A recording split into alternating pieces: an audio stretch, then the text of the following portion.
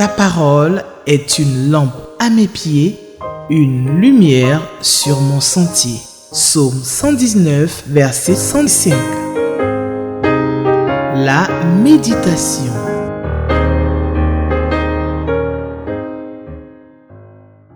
Chers téléspectateurs, bonjour, bienvenue à l'émission La Méditation. Alors, pour le samedi 8 février 2025, le lecteur de la Bible, qui est le manuel que nous utilisons pour lire la Bible chaque jour, manuel édité par la Ligue pour la lecture de la Bible. Donc, pour le samedi 8 février, le lecteur de la Bible nous propose le texte de Matthieu 11, 25 à 30. Voilà, c'est ce texte que nous allons méditer pour le samedi 8 février.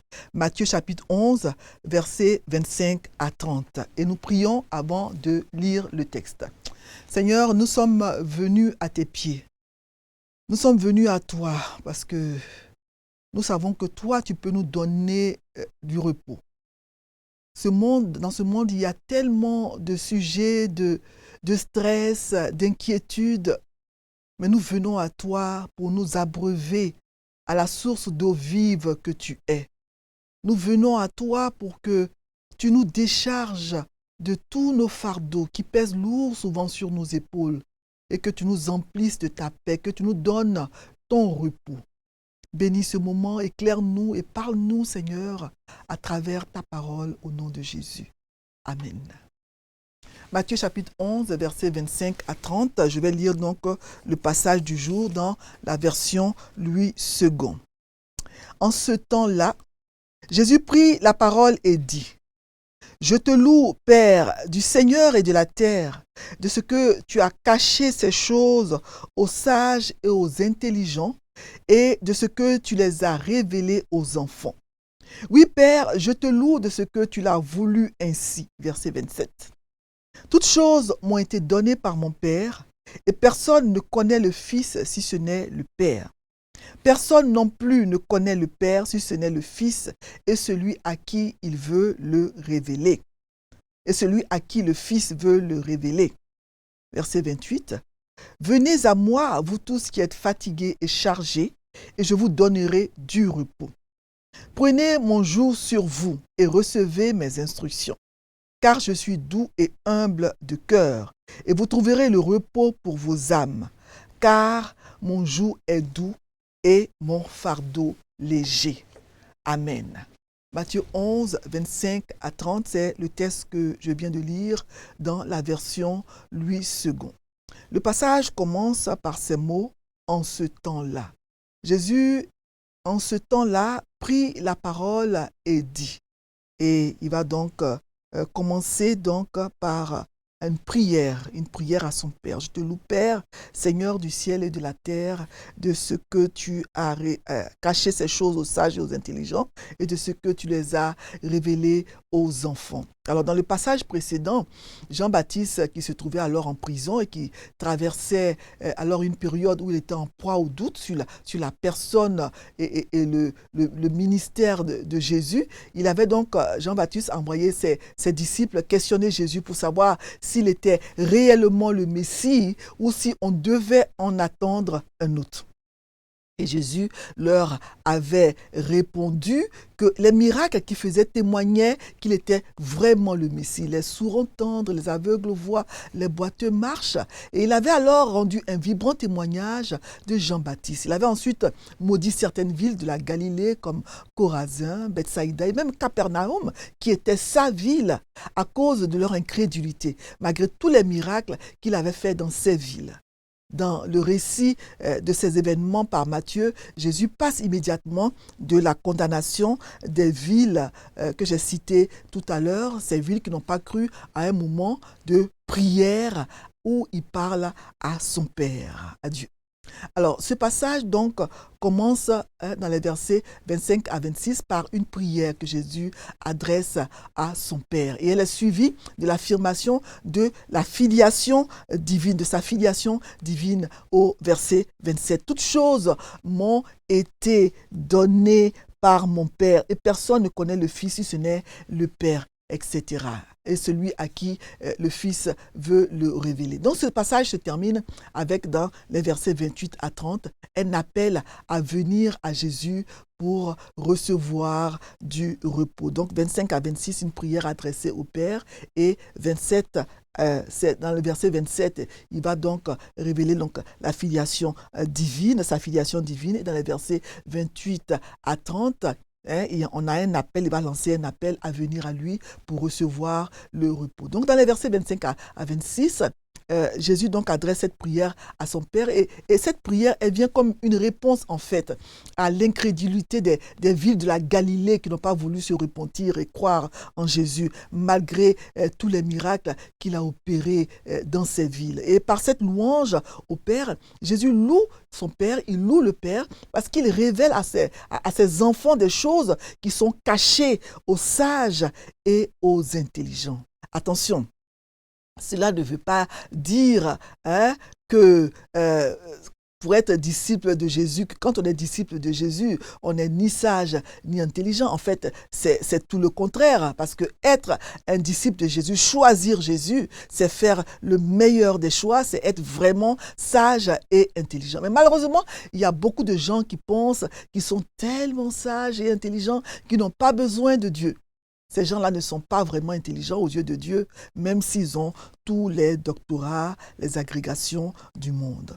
Alors, nous ne pouvons pas comprendre pleinement Dieu avec notre intelligence humaine.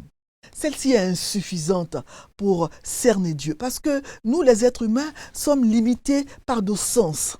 Nous ne pouvons voir que ce que nos yeux voient, entendre que ce que nos oreilles peuvent entendre, toucher que ce que nos mains peuvent atteindre. Nous ne pouvons pas aller au-delà de cela. La connaissance divine qui sauve ne peut procéder que de Dieu, ne peut venir que de Dieu. Les sages et les intelligents, selon les critères de ce monde, ils étaient aveuglés par leur savoir et leur sagesse. Et c'est aux enfants, terme qui désigne les gens humbles, que Dieu a fait connaître les vérités concernant Jésus et sa mission, selon le verset 25. Le grand drame que souligne ce passage est que la sagesse des érudits d'Israël se fondait paradoxalement sur la loi qui était la parole de Dieu. Parce que les sages et intelligents étaient au temps de Jésus les scribes, les pharisiens, qui étaient des gens très très instruits. Les enfants dont on parle ici, ce sont les petits, les simples, tels que les premiers disciples de Jésus, des personnes humbles. Les premiers disciples de Jésus étaient de simples pécheurs, sans grande instruction. Ils étaient étrangers à la sagesse et à la science des grandes écoles. Mais quand on parle d'enfants, ce sont en fait des personnes qui ont un cœur humble. Ces personnes-là peuvent être très instruites, mais elles ont l'humilité de s'abaisser devant Dieu, de reconnaître sa grandeur, sa toute-puissance, sa seigneurie. L'apôtre Paul, par exemple, il était, selon Actes 23, verset 6, un pharisien, et ses parents même étaient aussi des pharisiens, puisqu'il dit dans ce passage de Actes 23, 6, qu'il est fils de pharisien. Mais il n'avait pas compris l'évangile au début. Il n'avait pas compris le sens profond de Jésus, de qui est Jésus, sa mission de salut sur la terre, jusqu'à ce qu'il rencontre le Seigneur Jésus un jour sur le chemin de Damas, selon Actes chapitre 9. Les pharisiens connaissaient la loi mieux que quiconque. Personne ne connaissait les écrits sacrés mieux que les pharisiens. Et les scribes qui étaient chargés de recopier les écrits sacrés, ils les connaissaient par cœur. Ainsi, au temps de Jésus, ils cherchaient à suivre la loi d'une façon très scrupuleuse. Selon eux, toute personne croyante se devait d'observer à la fois la loi écrite, c'est-à-dire la Torah, et les traditions orales qu'ils avaient eux-mêmes fabriquées et auxquelles ils accordaient une très grande importance. Ils avaient donc compilé environ jusqu'à 613 préceptes qu'on devait respecter. Et ces préceptes comprenaient au moins 365 interdictions. Donc, il y avait au moins une interdiction pour chaque jour de l'année. Il ne faut pas faire ceci, il ne faut pas faire cela, il ne faut pas dépasser une certaine distance, le jour du sabbat, etc. Et ils insistaient principalement sur l'observation du sabbat et les différentes purifications rituelles. Et comme il connaissait très bien la loi et les textes sacrés mieux que quiconque, il jouissait donc d'une grande influence sur le peuple, ce qui les amenait parfois à abuser de leur pouvoir et à mépriser ceux qui ne connaissaient pas les préceptes aussi bien qu'eux. Jésus leur a même reproché de verrouiller, de fermer le royaume des cieux et de le rendre inaccessible alors que lui-même était venu, lui Jésus, ouvrir les portes du royaume des cieux en annonçant que tous les êtres humains, sans exception, y ont accès. D'autre part, les pharisiens n'étaient pas toujours aussi scrupuleux qu'il y paraissait. Ils enfreignaient eux-mêmes les préceptes qu'ils dictaient si durement aux autres, ce qui leur a valu de se faire traiter par Jésus d'hypocrites, de sépulcres blanchis à la chaux à l'extérieur, qui ont une belle apparence, mais dont l'intérieur est rempli d'ossements et de toutes sortes de choses impures, selon Matthieu 23.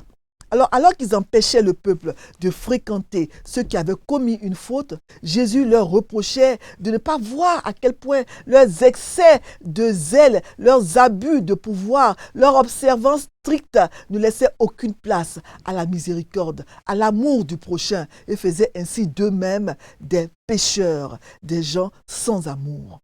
Dans les évangiles, les pharisiens apparaissaient donc comme des personnages fort peu recommandables que Jésus a tressés plusieurs fois de race de vipères. Et le grand Nicodème lui-même, tout docteur de la loi qu'il était, ne savait pas qu'il faut naître de nouveau pour entrer dans le royaume des cieux. Il connaissait très bien les écrits sacrés, puisqu'il était docteur de la loi, il était docteur d'Israël. Mais il n'avait pas compris les vérités essentielles de l'évangile, la nouvelle naissance nécessaire au salut. Et c'est à juste titre que Jésus lui dit dans Jean 3, verset 10, que tu es, toi Nicodème, le docteur d'Israël, et tu ne sais pas ces choses, tu ne sais pas qu'il faut naître de nouveau pour entrer dans le royaume des cieux. Donc le fait qu'une personne connaisse beaucoup de choses sur Dieu, sur la Bible, ne garantit pas qu'elle soit réceptive à la parole de Dieu. Il y a même des théologiens qui enseignent dans les facultés de théologie, des sages et des intelligents selon les critères de ce monde et qui nient certaines vérités essentielles du christianisme. Il y en a qui ne croient pas que l'enfer existe. Et pourtant, c'est biblique, c'est écrit dans la Bible. Il y a beaucoup d'érudits, de personnes cultivées, des savants qui ne comprennent pas et qui n'arrivent pas à saisir et à croire des vérités importantes de la foi chrétienne, comme le salut, la vie éternelle, l'enfer, etc. Et c'est de ces gens que Jésus parle quand il dit « Père, Seigneur du ciel et de la terre, je te loue de ce que tu as caché ces choses aux sages et aux intelligents et de ce que tu les as révélées aux enfants. » Les enfants, comme je l'ai dit, sont les personnes humbles, même si elles sont très instruites, les personnes simples qui s'inclinent devant la souveraineté et la toute-puissance de Dieu et qui acceptent sa parole, même si cela dépasse l'entendement, la logique humaine. C'est pour cela que Dieu dit lui-même, le Seigneur Jésus dit lui-même dans Matthieu 18, versets 3 à 5.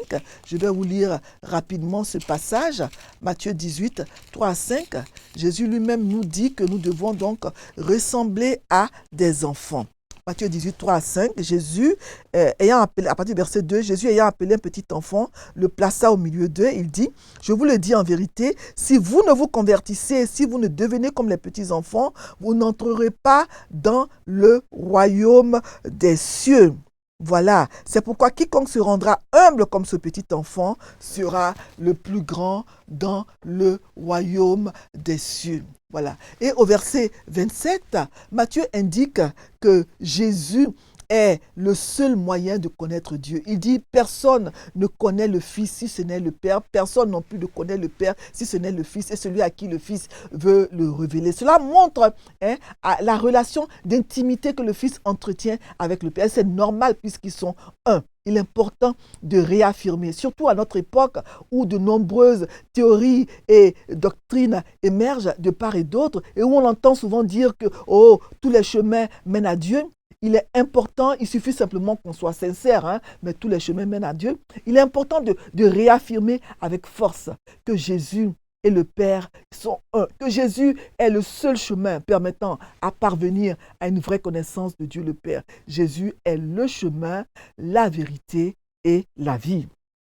Et dans Matthieu 9, 36, il est écrit que quand Jésus a vu la foule, il a eu compassion d'elle. Il a été ému de compassion pour cette foule qu'il voyait parce qu'elle était languissante et abattue comme des brebis qui n'ont pas de berger. Et Jésus invite ici, dans les versets 28 à 31, les foules justement qui sont lassées et abattues à venir à lui pour trouver le repos parce que son fardeau est léger. Et c'est en lui que ces foules fatiguées, abattues peuvent trouver le repos et non l'exploitation et la condamnation des pharisiens.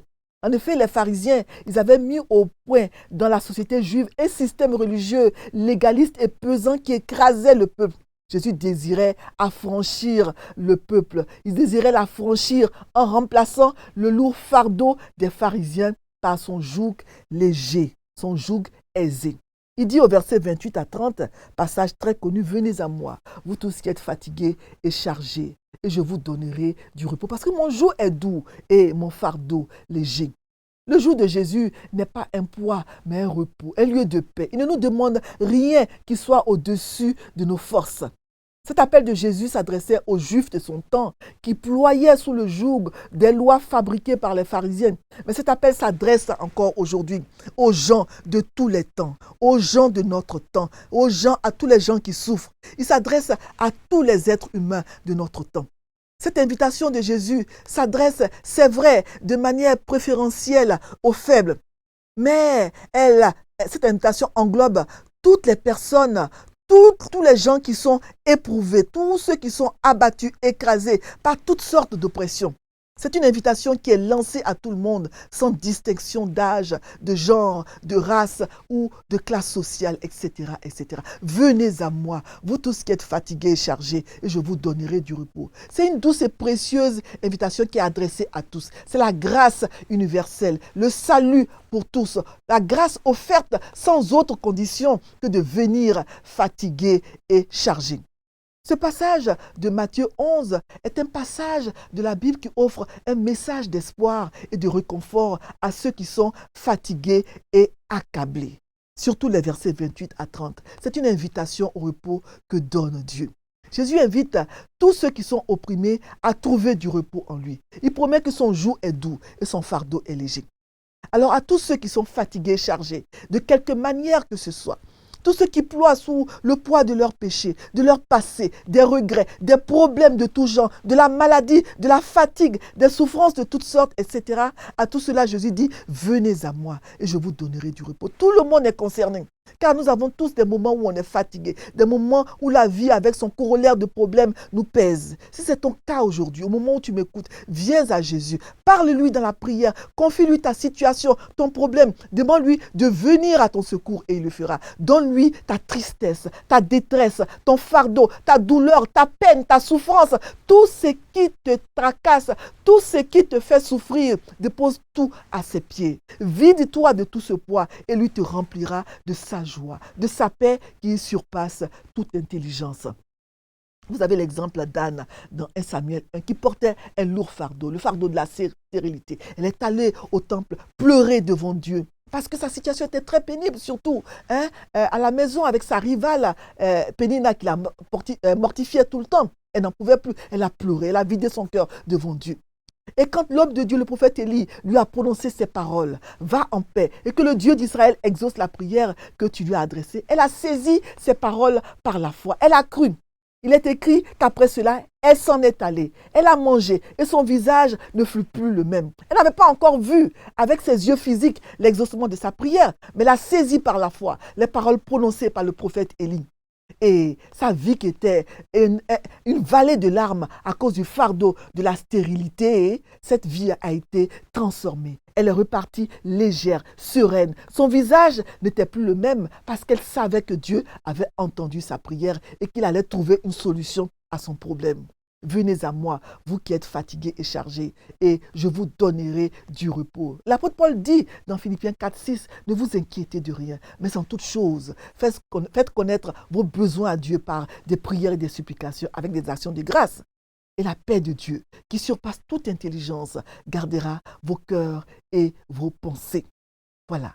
Très souvent, nous devons bien reconnaître autour de nous que les gens, la vie chrétienne est perçue comme un poids. Jésus dit pourtant que son joug est doux, son fardeau est léger.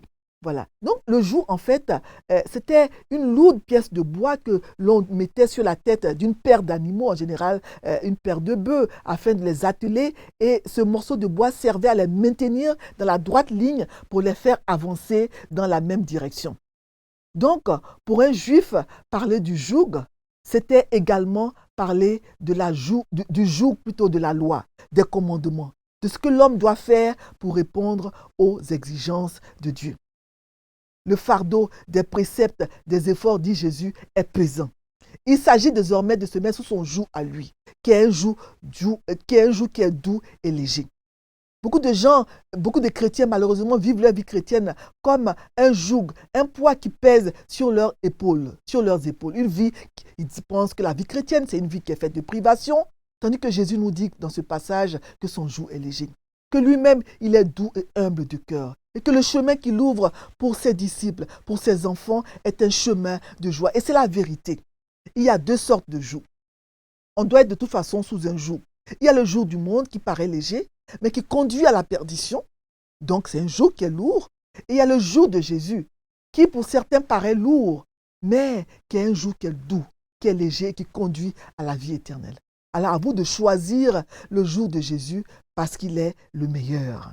Amen. Alors le lecteur propose pour le 8 février donc 3 questions. Il propose la question 1. La question 2 et la question 7. De quoi ou de qui passent ces versets? C'est la question 1. J'ai répondu dans mon commentaire. La question 2, c'est est-ce que ce passage m'apprend quelque chose sur Dieu le Père, Dieu le Fils, Dieu le Saint-Esprit? Oui. Le passage apprend beaucoup de choses sur Dieu. Verset 25. Ça apprend que Dieu révèle donc des choses à ses enfants, des choses que les sages et les intelligents de ce monde ne peuvent pas comprendre. Voilà, Deutéronome 2, Daniel, dans Daniel chapitre 2, verset 22, je n'ai pas lu le passage. Ce passage, Daniel 2, 22, dit que Dieu révèle ce qui est profond et caché. Et le verset 27 nous révèle donc l'intimité qu'il y a entre le Père et le Fils. Ils sont un, et donc ils se connaissent parfaitement. Jésus est Dieu, et il n'y a pas de doute là-dessus. Dieu le Père, Dieu le Fils, Dieu le Saint-Esprit. Voilà, dans Jean 10, 30, Jésus lui-même va dire, moi et le Père, nous sommes un. Et le verset 28 nous apprend sur Dieu qu'il donne le repos. Jésus donne le repos. Jésus est doux et humble de cœur. Et le joug de Jésus est un joug qui est léger. La question 7 rejoint la question 2. Quelle vérité Dieu me révèle-t-il? Et la vérité, c'est que Jésus donne le repos. Si nous sommes fatigués, si tu es fatigué, chargé, abattu, découragé, viens à Jésus, il est celui qui donne le repos. Moi, je retiens pour moi comme verset qui m'interpelle le plus selon la question A du lecteur, le verset 28, où Jésus dit « Venez à moi, vous tous qui êtes fatigués et chargés, et je vous donnerai du repos. Venez à moi, vous tous qui êtes fatigués et chargés, et je vous donnerai du repos. » Matthieu 11, 28. Nous allons prier. Seigneur, merci pour ta parole qui nous fait du bien. Ta parole nous désaltère. Quand nous sommes assoiffés, elle nous désaltère. Quand nous sommes abattus, découragés, elle nous procure de la joie. Quand nous avons faim, ta parole nous rassasie. Merci pour cette parole. Merci pour cette invitation que tu lances encore aujourd'hui. Venez à moi, vous tous qui êtes fatigués et chargés. Et les raisons d'être fatigués dans ce monde sont nombreuses, elles sont innombrables. Ce monde est un environnement toxique. Nous vivons dans un environnement toxique où les mauvaises nouvelles sont plus nombreuses que les bonnes. Et nous sommes souvent chargés par le poids des problèmes, des soucis. Mais Seigneur, tu nous dis de venir à toi afin que tu nous donnes le repos. Merci pour cette invitation. Merci pour la paix que tu nous donnes dans ce monde troublé. Merci pour le repos que tu nous accordes.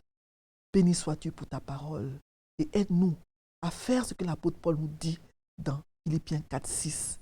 Chaque fois que nous sommes abattus, de venir à toi, de te confier nos soucis par des prières, des supplications et des actions de grâce, afin que ta paix, qui surpasse toute intelligence, emplisse nos cœurs et nos pensées. Merci Seigneur pour ta parole. Amen. Amen. Que le Seigneur nous aide à venir à lui, à déposer nos fardeaux à ses pieds, afin d'être soulagés et d'avoir la paix qu'il donne, cette paix qui surpasse toute intelligence. Amen. Ta parole est une lampe à mes pieds, une lumière sur mon sentier. Psaume 119, verset 105. La méditation.